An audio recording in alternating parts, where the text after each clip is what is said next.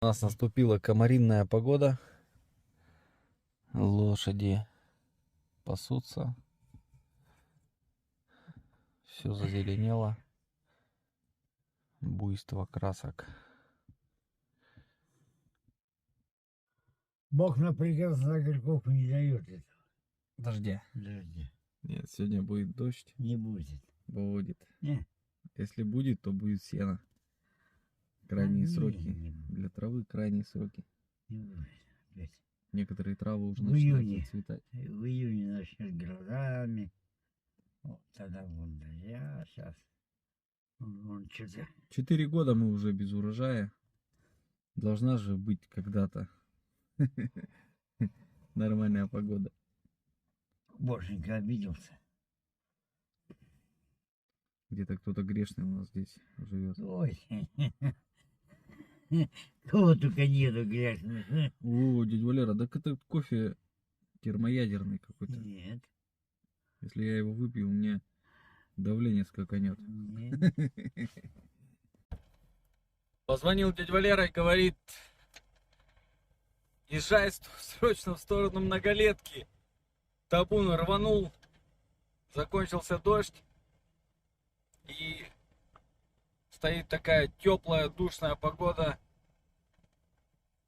Поднялся комар, а ласточка не дается пойматься. Вот быстренько сейчас доедем, и нужно успеть не допустить, чтобы лошади зашли на Многолетку. Многолетка — это поле агрохолдинга.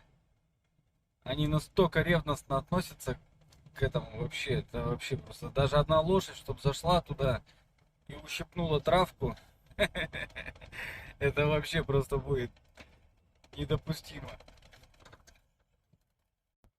Так, справа от меня та самая Многолетка. Мы делаем поворот налево. Здесь у нас такое кругленькое озеро под названием Песчаниково. И полевая дорога.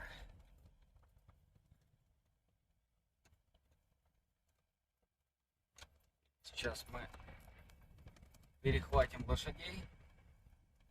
Все, наверное, не получится у нас здесь пастись дальше на отдаленных пастбищах из-за комара, так как не стоят, не удержать их. Вот они бегут уже. Хорошо, что сейчас есть средства связи. Можно позвонить и перехватить табун. Валера не смог поймать ласточку вовремя. Он идет сзади.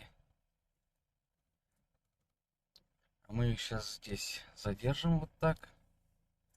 Так. Заглушим мотор. И можно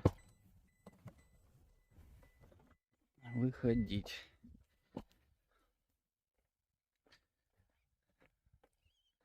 Так что у нас не все так просто. Погода такая тихая стоит. До поселка километров 6-7. Ну, слышно, как играет музыка. Доносится после дождя.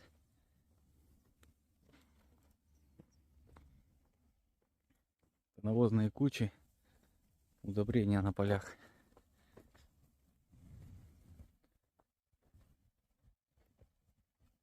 Оу! Так, тут у нас ласточка. Может быть, я ее сам попробую поймать.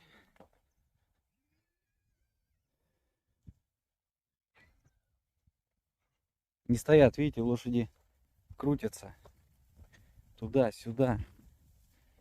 Комар их стал мучить. Первый день вот, конкретно прям.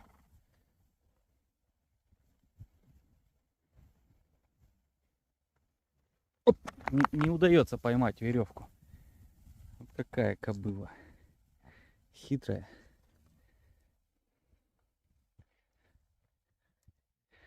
Последний раз аркан привязали уже на метр, на полтора, наверное, длиннее.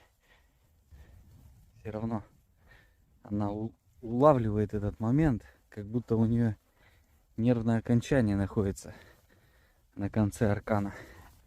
И самый последний момент не дает поймать.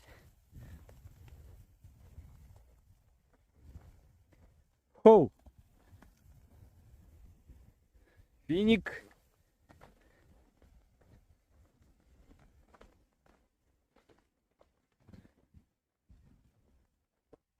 Ну все, можно сказать, мы продержались до самого последнего часа на дальних пастбищах. Это было очень непросто.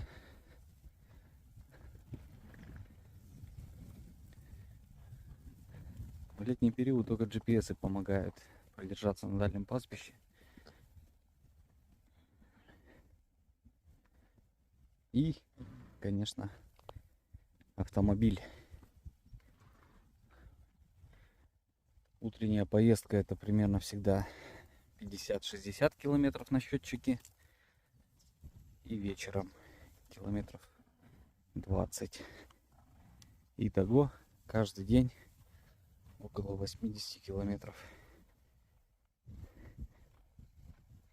За 50 дней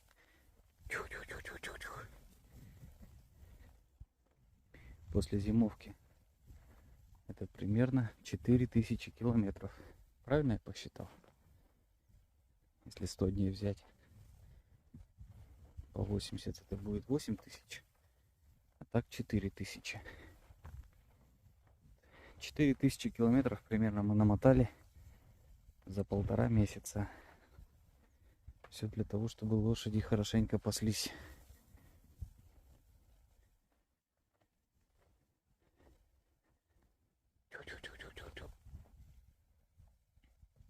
Можно по-другому даже посчитать. Примерно 350 литров соляры сжег. Может даже около 400 литров соляры сжег за 1,5 месяца. Машина берет 10 литров на 100 километров.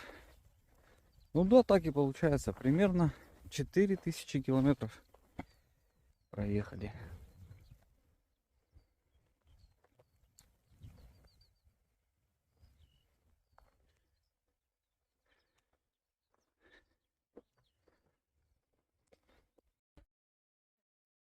Богатина, говно засранка.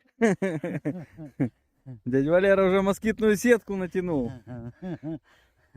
Ты чё, он меня грызть начал? Вообще комар злой. Ну, Так. А термос где? все там, А, там. да. Смотри, Вот они. этот объект там же, может, поймаем. А знаешь, как сделаем? Давай. А? Давай, пошли в машину. Зачем? А мы объедем. Они сейчас туда выйдут. Ага. А если развернуться? Вообще-то да. Они вот сейчас станут, увидят, нахер никого нет. Ну, тут ложок вон они.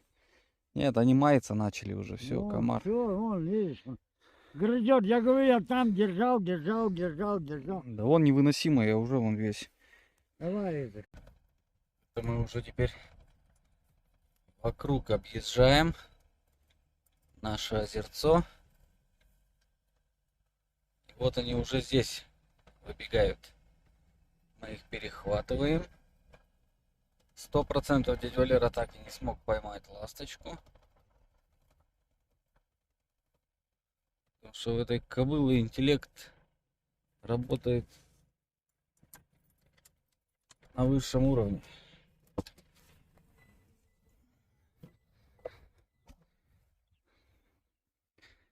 И вот мы сейчас здесь их остановим. Будем надеяться, что дядя Валера быстренько поймает. Запрыгнет в седло. И погонит табун в сторону поселка. Наше село находится. Тут сколько, наверное, по прямой линии-то недалеко. Но дело в том, что нам еще надо вокруг села через разные препятствия пройти. трассы, там всякие каналы. Но это уже вечером буду на малыше встречать табун.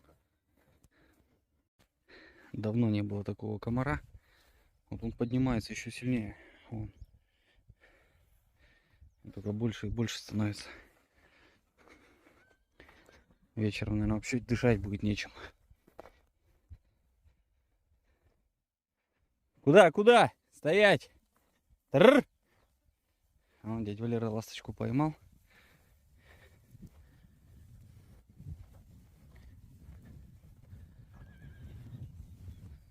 Все, они не стоят. Вот ветер слегка дует, и они идут на него. Просто они еще и, конечно, к нему не привыкшие. Когда вот долго мучает комар их, они уже более становятся такие обучены. Не так боятся. Да и комар сам по себе очень злой именно первый. Потом уже это будет не так.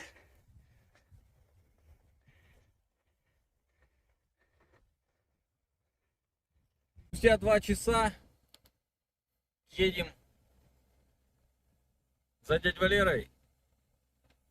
Было плюс 21, и сейчас плюс 3. Буквально 2 часа. И вот сейчас повернем мы налево. Тут будет видно, какой поднялся туман. Восток. Да, вот там уже дальше второго леса не видно.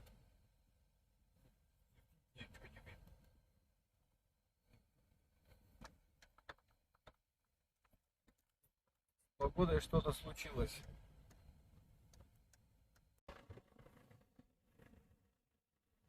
Вот, пожалуйста, туман поднялся. Вот 500 метров уже леса не видно. И уже как будто как морозец пошел.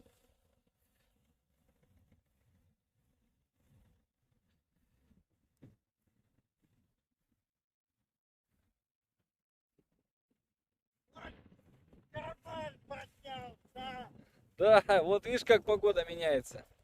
Так, да, звездочет у нас. Красавчик. Звездочет. Дай я тебя поглажу. А ты такой красавчик. Звездочет. А?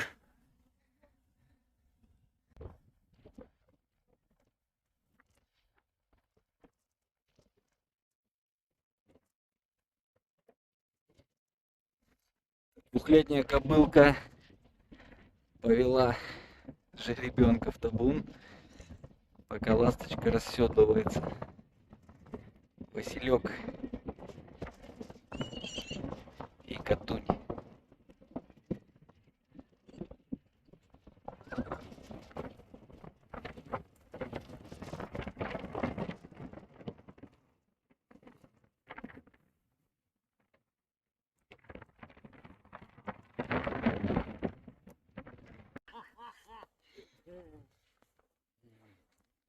Ой, как она бегом бежит.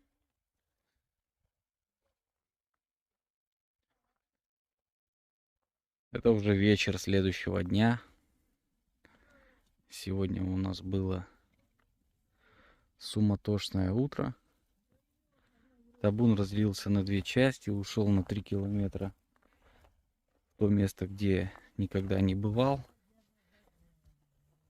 И еще так получилось, что мы нашли одну часть, там, где был баланс, а вторую часть, где был лакмус, мы не могли найти сразу. И даже не могли себе представить. Вот, кстати, Панама должна вот-вот жеребиться. Вымя уже большое стало. И вот мы как начали летать туда-сюда. Наверное, часа 2-2,5 по всем полевым дорогам. На 2 раза проехали. А оказалось-то всего лишь надо было в том месте, где мы нашли первую часть баланса, За бугорок немножко заехать, чуть дальше. Жеребенок от Словении. Жеребчик. И они там спокойно себе стояли. Не стали мы в загон их загонять, потому что ночью холодно было. Сегодня тоже ночью будет плюс 5, плюс 4. При этой температуре комар еще не активный. Таких денечков остается все меньше. Дунай.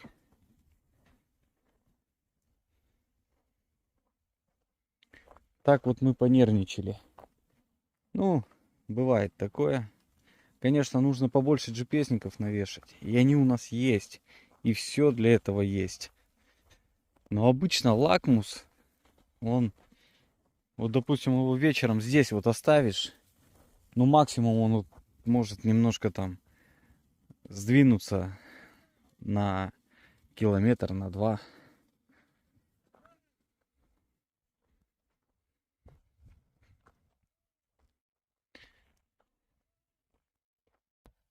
Все, едет сеялка. И нам придется отсюда уходить. Сегодня лошадки последний день переночуют. Завтра еще днем мы их отпасем. И на летние пастбища. Да, дядя Валера?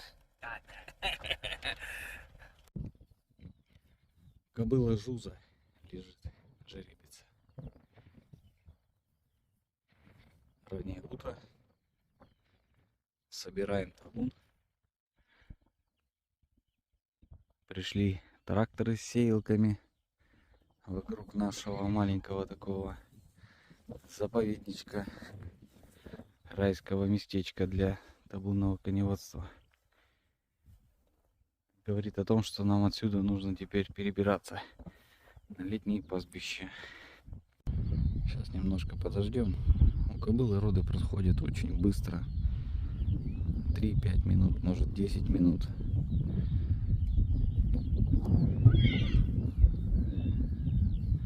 А в 99% случаев все проходит легко, успешно, благополучно. Но были у нас случаи, когда, например, соврасая стрелочка, одна и та же кобыла, и она жеребилась, жеребенок рождался в пленке плотной и погибал, задыхался. Один раз из 3 жеребилась при мне и успел разорвать пленку.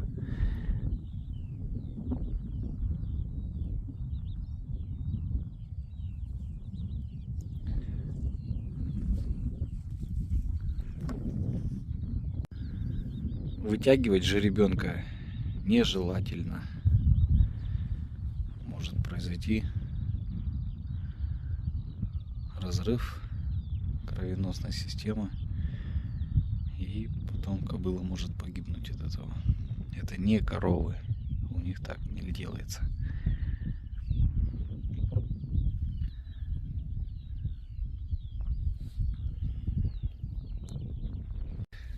А жеребилась Панама. Подойдем, посмотрим, кто у нее. Мальчик, девочка. Рыжий, лысый.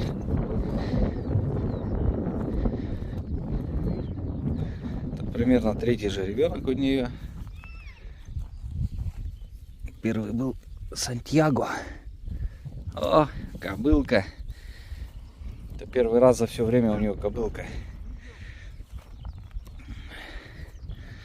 Пион дома стоит у нее, но он бракованный получился.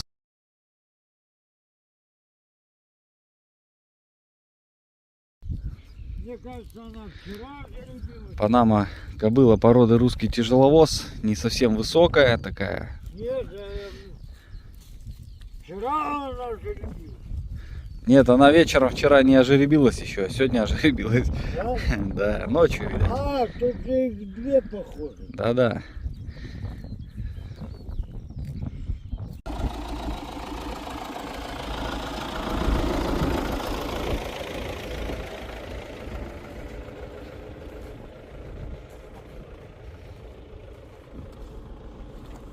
наш посевной комплекс.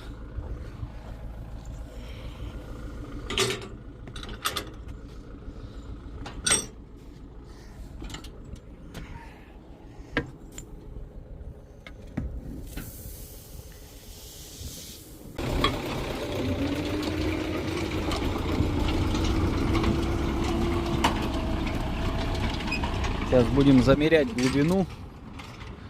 Похоже, глубоковато сеет.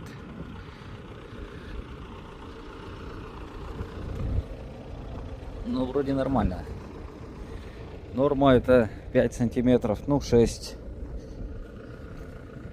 Мне надо еще чуть дальше проехать.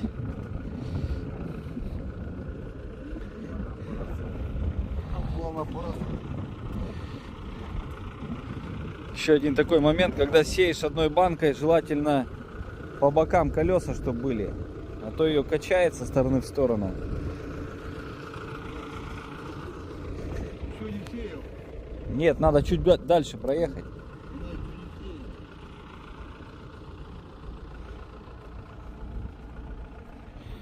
Влага в почве есть. Но сеять все равно надо, несмотря на влагу, на глубину 5-6 сантиметров.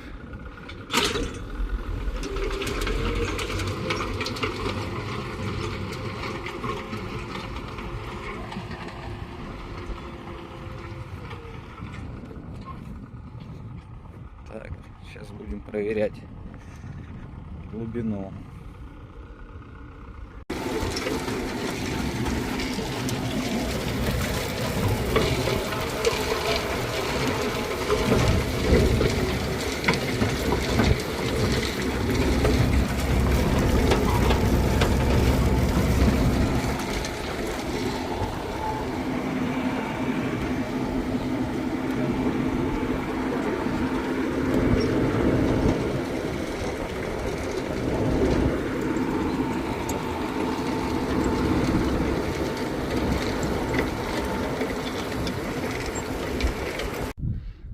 Жеребилась молодая кобыла.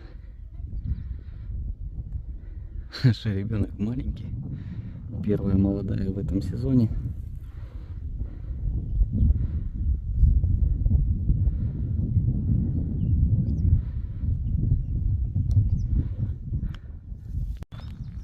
За молодых кобыл всегда особенно переживательно, так как бывает не принимает или молока мало.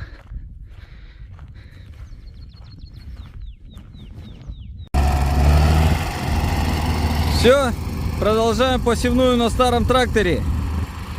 На новом двигатель заклинил. Будем разбирать.